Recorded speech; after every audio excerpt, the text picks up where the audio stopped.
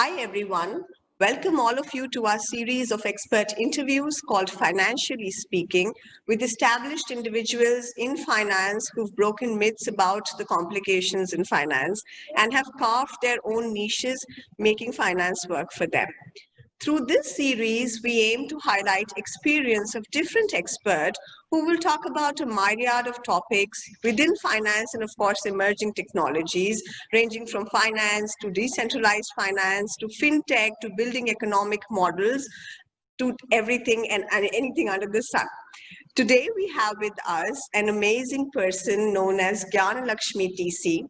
Gyana Lakshmi TC is a technology geek, innovator, keynote speaker, community builder who holds a bachelor's degree in computer science from NIT Trichy. She is currently associated with Wiley Next as product manager, emerging technologies. She is also a fellow alumni at Women Who Code and started Women Who Code blockchain community. She harnesses her knowledge by sharing it with others by conducting live events like webinars, workshops, and through online channels like tutorials, social media posts, etc. From what I've seen of Lakshmi, I've seen a lot of her work on blockchain, and I am so thrilled and excited to have her today to spread her, amazing knowledge. She's conducted several meetups on machine learning, blockchain, and other emerging technologies. And her most recent one was at the International Open UP Summit on GPT-3. So that is fascinating. And thank you so much, Gyan Lakshmi, for joining us today. I am so thrilled to have you with us. And over to you. I'd love for you to give a little bit of an introduction about, your amazing life journey and what led you into the fascinating world of emerging tech. Sure. Thank you so much, Neha, for this beautiful intro. It's always overwhelming to hear more about yourself. You have those category of people who are like, no, please don't praise me. I definitely fall in that category and always become awkward when somebody introduces me. But I'm happy to share, I think, what I have been doing so far and how I've reached here, right? Hoping that my journey will reflect on things that are going on in your lives, and maybe some of you could relate as well, right? So yeah, as Neha rightly spoke about me, my name is Gyan. You can call me Gyan. That's how everybody addresses me. It's just fairly easier for me to turn around to that name. And I'm currently associated with Wiley Next as a product manager for emerging technologies. I'm a technology graduate. I did my BTech in computer science and passed out in the year 2012 from NIT Trichy. Post that, my journey in the technology space actually has been very, I would say, a turbulent journey. I started as a software developer, primarily working with cloud organizations like Oracle, VM, and VMware. And I was the typical engineer, right, who would just write bare minimum piece of code for that month, just so that the month gets over, your performance appraisal is done after 6 months. Then you can just, take the money and then go for a holiday. Basically, that was my life. I did know that I somewhere fitted in the technology space, but for quite a bit of time, I didn't know where and how. So these were the two questions that I kept searching for. And back then, I think 3-4 years back, it was the cool thing to do, to search for find your path. And I was also constantly trying to find that. That's when I came across this community called Women Who Code, which was a community that I was introduced to, I think, a couple of years back. It's probably been more than 5 years since I've been a part of the community. Through the community is how I started getting involved more and more with technology. I had this passion to not just learn about technology, but also teach other women, right? That's how I, at this point where I am at the intersection of education and technology, this is where my journey started. And I think for me, that kind of gave me that confidence that, that I am good, right? Because so far I was looking for that path, I was looking for that validation from in a place where I thought I would never fit.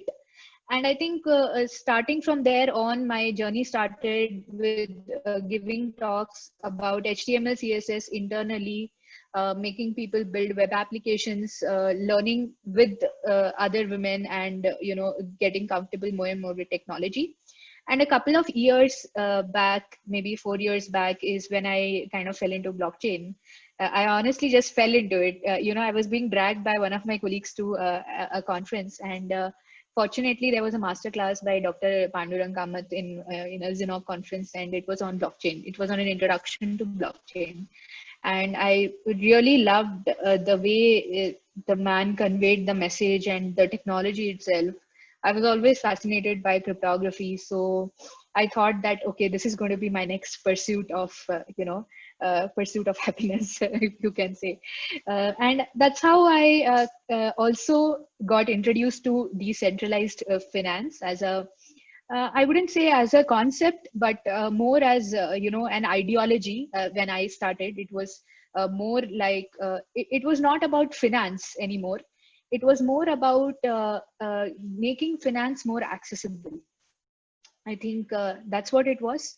It was more about, like you said in your intro or when we spoke earlier, that it was more about getting the word out there that, in finance is not just you having money in your bank or making some transactions or trusting some third party and buying an insurance worth a lakh from an Indian context, or 50,000, or paying some X amount of money, but it's truly about where that money is going, what is the trajectory, and what is the significance.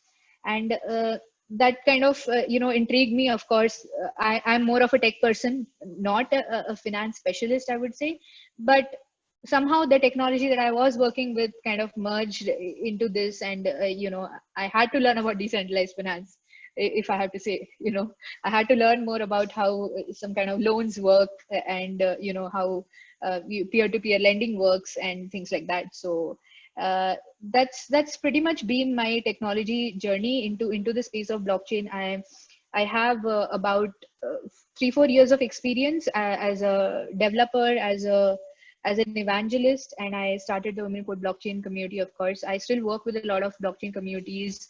I want to inspire more women, especially to get into this space. And since I think from a more developer perspective, I definitely encourage more developers to get into this space. And not just blockchain, I think all the emerging technologies, there's a lot of scope out there for us to, start from that footing. And I'm a big diversity and, equality lawyer or evangelist, let's put it that way. So diversity and inclusion matters a lot to me, and that's how I kind of started working a lot with emerging technologies. I started learning emerging technologies myself because I was driven to teach it to others, and that's kind of been my journey into all the technologies that in fact I have been working with. No, this is fascinating, and thank you so much. I think for a lot of us, what happens is we usually stumble into something, and then but I think the next step is sort of embracing it and saying that, no, let me just learn, let me Yeah. just sort of decode it a little bit more, and then you sort of discover the next thing and the next thing, and then it's just such a fascinating world out there. And I love that you highlighted that more women need to come out and speak about it and just embrace that, because this is a conversation we were having earlier as well, which was more centered around why women sort of tend to say that, oh, we won't be able to get it, those kind of things. So it's important to say what I feel in the space where the Finlit project also comes from is that everything is simple. It's just about breaking those initial barriers and then just sort of Yes. stepping into that space. So when I started speaking to people around blockchain and just discovering what all these amazing products are, because there's a ton of products, there's not just one product. For sure. So that is when you think it's Bitcoin, and then you think, oh God, I don't know anything about it, and then you say, oh, okay, this is just a bundle of blocks which are just rotating around. This is just Hyperledger. This is just something very simple, which is not like very very complicated.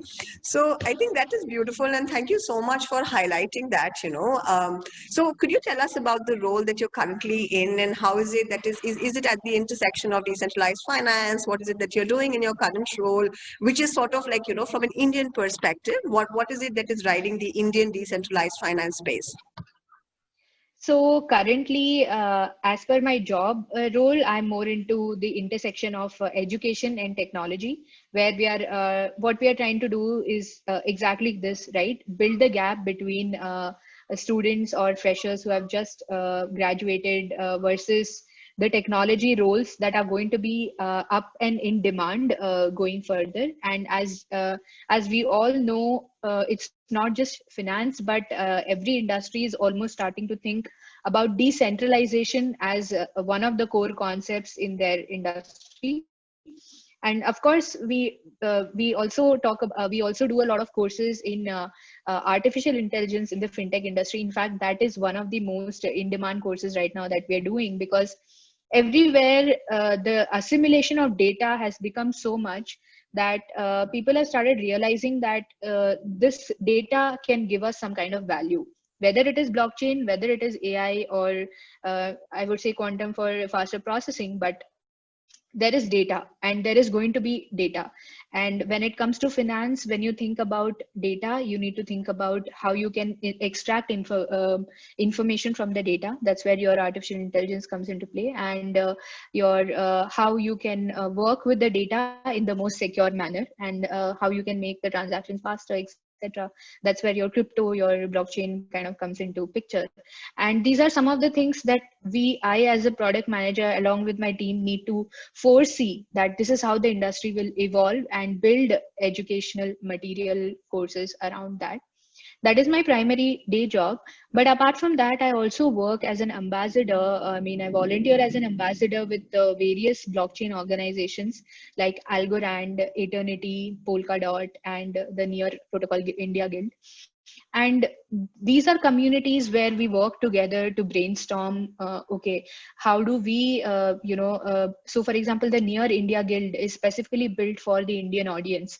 So we are now brainstorming on how we can build material, how we can build educational material, informative material for Indian folks in Indian languages, right? So they can understand, okay, what is Bitcoin, what are cryptocurrencies, and how this all of this fits into the big picture of finance for them, right? Why is decentralized finance important, and why is it specifically important for an Indian audience, which moved from currencies to uh, Chuta Nahi Hai to Paytm to Google Pay, and now everybody, even my gardener who sells pots, right? It's like 30-40 bucks, and he is also willing to take, do bhai didi phone pay kar dijiye, so we are riding that wave, right? The technology wave, whether knowingly or unknowingly. And as per our earlier conversation as well, COVID has pushed us to think about what technology can add how technology can add value to our lives. And I think those days are not far where we are thinking about paying in crypto in India, or people at not just technology level, but also general common man working in any other industry understands the importance of financial sector being decentralized. So I think some of these initiatives, I hope, like my work with some of these organizations as a volunteer is not just about building material, but also spreading the word. As ambassadors, we work to spread the word that uh, this is what blockchain is all about, this is what the crypto industry is all about. And not all cryptocurrency is bad cryptocurrency, or not all cryptocurrency is Bitcoin. So you need to understand some technology elements that play a huge role behind each of the tokens that are out there right now, and as well as the way it can change the financial ecosystem. That's also important to convey as an ambassador. So this is what I do apart from my day job, definitely enjoying both of them, because I am very passionate about doing community work as well apart from my day job. So super No, no, exciting, very this is exhausting though, brilliant. but yeah, it's fun. This is brilliant. And I think, the whole community factor adds in so much value, because what I've learned along my, career is that we learn more from the people around us, and just absorbing from that ecosystem, rather than just, running in that race of building products and just, sticking to deadlines and those kind of things. Because I feel that, it stops challenging your brain. Of course, this is a very personal, like, opinion. But I think what the community does, like when you hear somebody else talk about, something which is sounding amazing, it could be GPT-3, and, it could be deep learning. It could be like, somebody just built a deep fake and you're looking at it like, wow, how did that happen? But that is what will stick. So that is why, I personally feel that you're doing amazing work, because it's really important to educate. The reason being that, we've all seen the transition post demonetization, how people started adopting to, your P2P, like, systems, how phone pay came into being, and how today there is a zillion number of fintechs which are like springing up Yeah. right now. Reason being, there's a lot of money which is coming in, of course, it's all venture backed, which is amazing. But I think that, the consumer also needs to understand, okay, is this a product which is adding to my overall, health in the long run, or is it just something, I need to use? And because people's rate of consumption is also very, very fast. So from that Yes. perspective, I would love to hear your thoughts, because a lot of our audience is a lot of engineering students, and our focus is more on that category of audience who really, we go to engineering colleges. You and I are both engineers. We spend first year thinking, yay, we are out of 12th. And then second year just absorbing. And And then then reality hits us. and Yeah. then, once you're in the real world, you actually, unless you sort of adapt, and that is the reason why adaptation is also very, very important.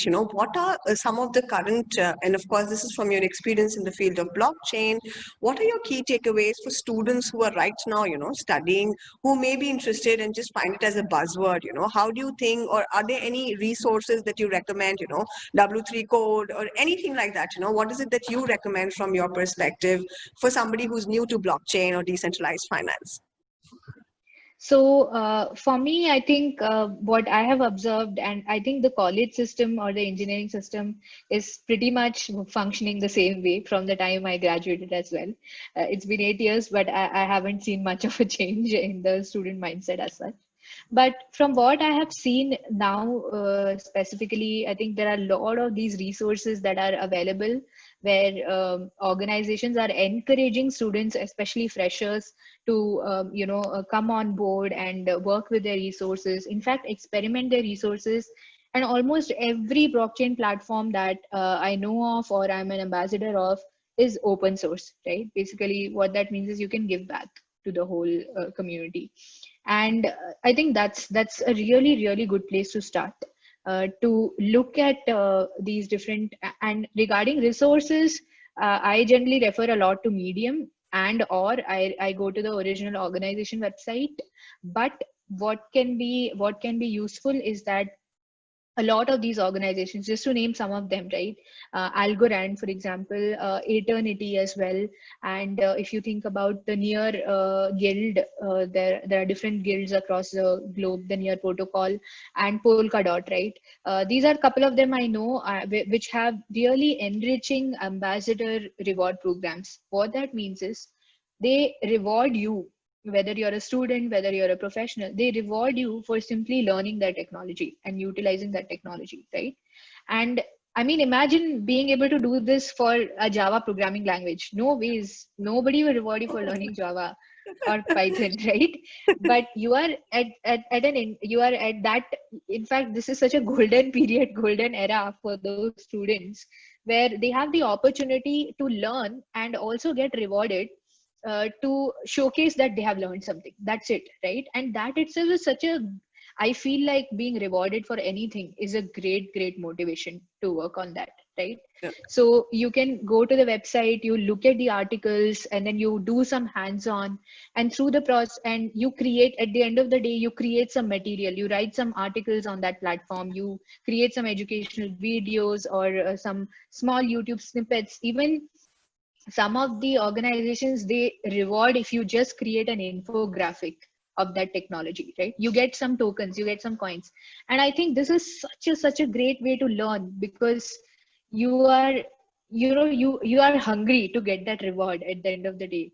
And for that, you have no other option but to learn. So I think that's a great place to start, to do some research on which are some of these blockchain platforms which are fairly new, even if they are 2-3 years old, right? It's a good place to get started, because they have amazing ambassador reward programs specifically for college students, who are able to establish these clubs in their colleges or do some meetups within their friends group, friends circle, and it could just be a study group, right? And you get rewarded for that. So I think that's a great place to start, I would say.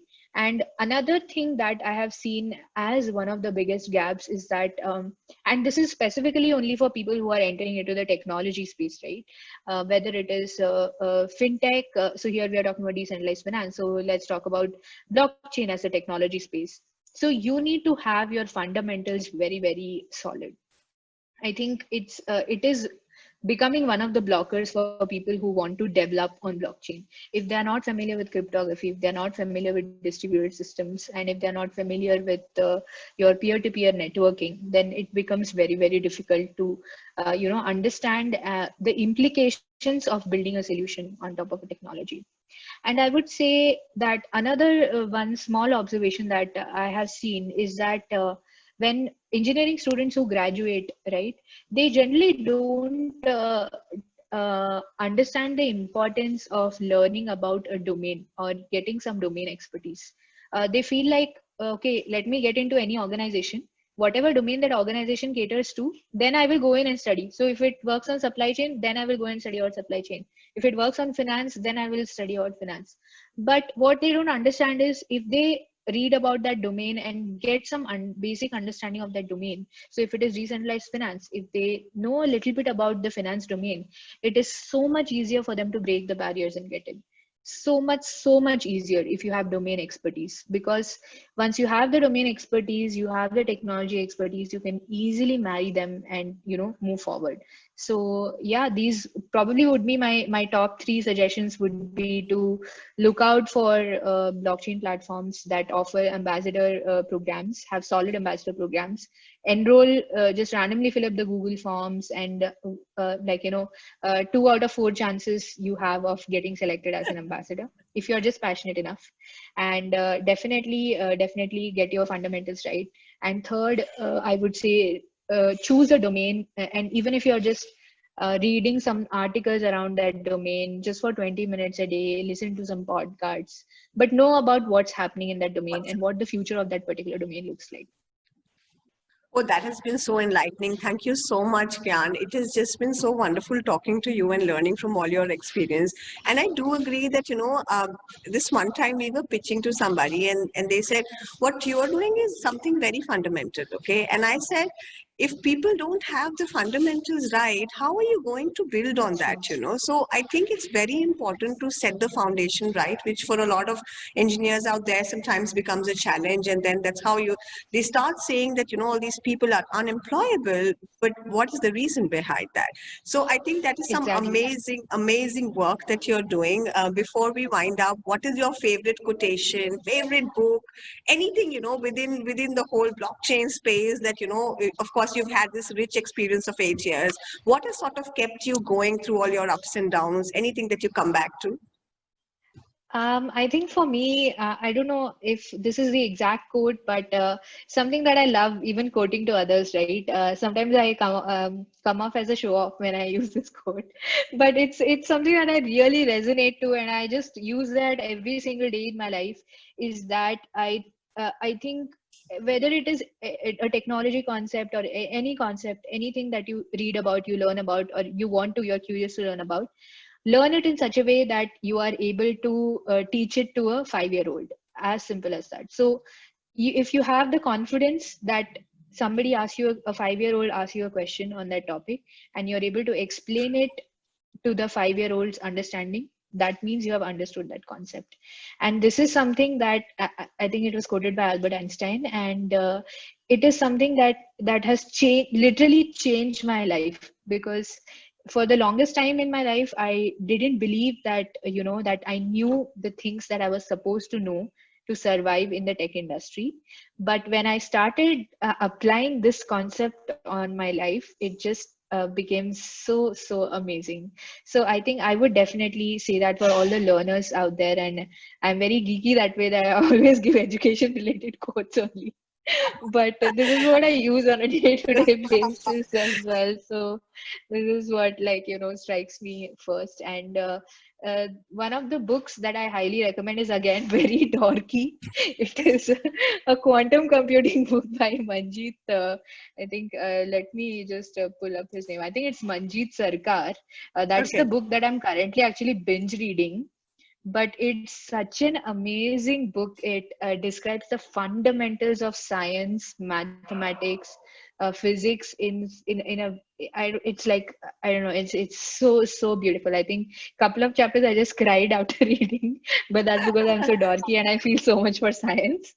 But I think it's an amazing time pass read as well. Otherwise, and blockchain, for blockchain or any other technology related reads, I subscribe to the MIT newsletter, which is Yeah. pretty cool. It's pretty updated and everything, it comes right off in your inbox, so you don't have to go anywhere searching for anything new. So these are, yeah, some of my dorky but hopefully useful recommendations. No, no, this is wonderful and such a rich experience and such. I think it's just about that realization and that mindset change. So the minute you sort of Yeah, change for your sure. mindset, you said something about Albert Einstein's quote, and what changed my life was just education is the only tool which you can use to sort of change the world.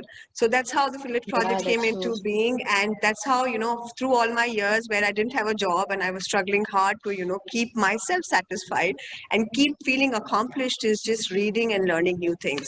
So thank you so much on that note for sharing all your experience. I'm so glad we had this conversation, and thank you so much once again for Yeah. your time. Thank you so much for inviting me. I am definitely looking forward to learn more about the Finlit project. I know we haven't had the time to chat as such, but we should definitely make some time because I think I don't see so many women in this space who are, I wouldn't say this space, in fact, in any space, who are super passionate about education, right? And that right there, that the magical formula is that, the intersection of education and technology. And I believe that, that whatever you do in this, whatever initiative you put your foot down, I think it would be awesome. So I'm really excited and looking forward to, and thank you so much. I had so much fun. I always talk a lot, so I end up taking a lot of time. But I had so much fun today, so thanks a lot for having me. No, thank you.